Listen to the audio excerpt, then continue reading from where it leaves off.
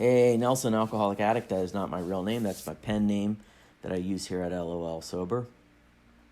I've been thinking a little bit recently about real gratitude versus gratitude with strings attached, because I catch myself doing nice things sometimes because I want something in return.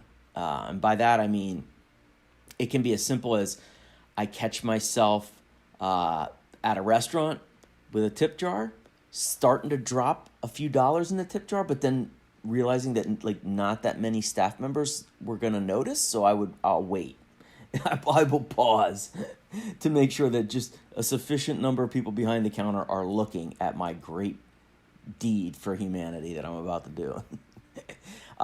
So it reminded me of a story about 5 years ago. I ducked out of my office for an hour around lunchtime. I used to like to just clear my head, and I would go to this nearby Cumberland Farms gas station, and I would get a soda and sit in my car.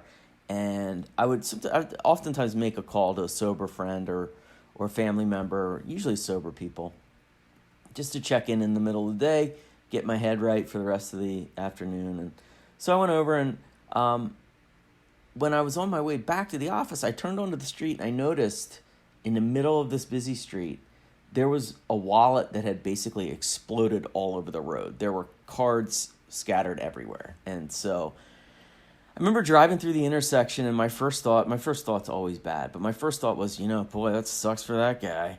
And then I got about a tenth of a mile down the road before that voice in my head fired up that was like, hey, what would you want?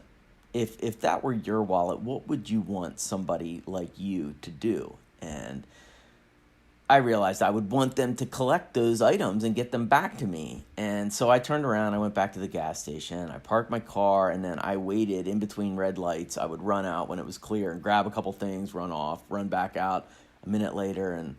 And after 5 minutes or so, I had done that a couple times, and I had everything that I could find.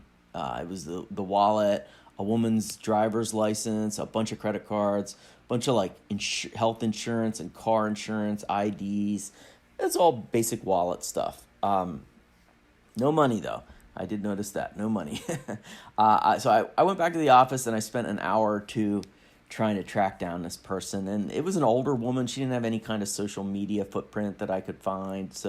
But I eventually tracked down a guy who ended up being her son-in-law, and he was a teacher at a local high school, and left him a message, and he put me in touch. It took about 3 hours, but I heard directly from her, and she was very grateful, and she asked if I could meet her back at the gas station in a little while, and I said yeah, and so I met her and her husband over there, and I gave them the wallet. But on the drive over there, I caught myself thinking, I wonder what they're going to give me. What am I going to get for this? And I remember thinking, like, I hope they're rich. What if they're rich? That'll be great, right? This could be my lucky day. I bet I get $100, like at least probably more. That's how much saving those credit cards must be worth, at least $100. And so by the time I got to the gas station, I had whipped myself into a frenzy that I had just done a $100 good deed minimum. And so the woman and her husband were already there. They were extremely grateful, very nice people. I really liked meeting them. They thanked me over and over again. And I remember the woman said to me, I should give you something for saving me so many headaches. And I recall I like kind of waved her off. I was like, no, absolutely not. It's the least I could do. I hope everyone would have done the same thing. I don't think I really meant that. Deep down, I think I wanted her to say, no, I absolutely insist that I give you, the Mother Teresa of Cumberland Farms, this $100. Actually, not $100. Let's make it $1,000. Thank you so much. She didn't do that. She had said thank you to me. She mentioned giving me something. I said no thank you. She accepted me saying no thank you. And she was going to move on.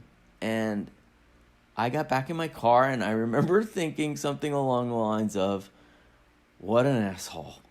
How dare she not recognize that I was playing hard to get with my gratitude? How could she do that?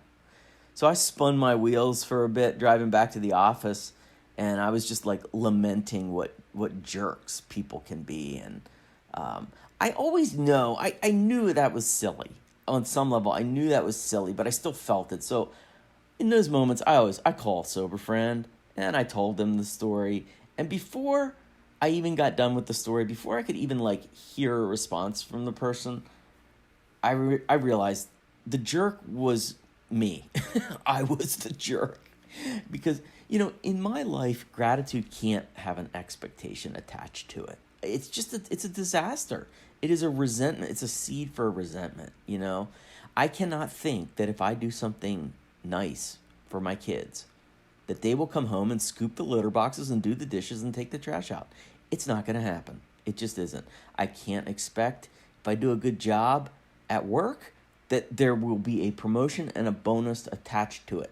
I need to do what I'm supposed to do, and because that's the right thing.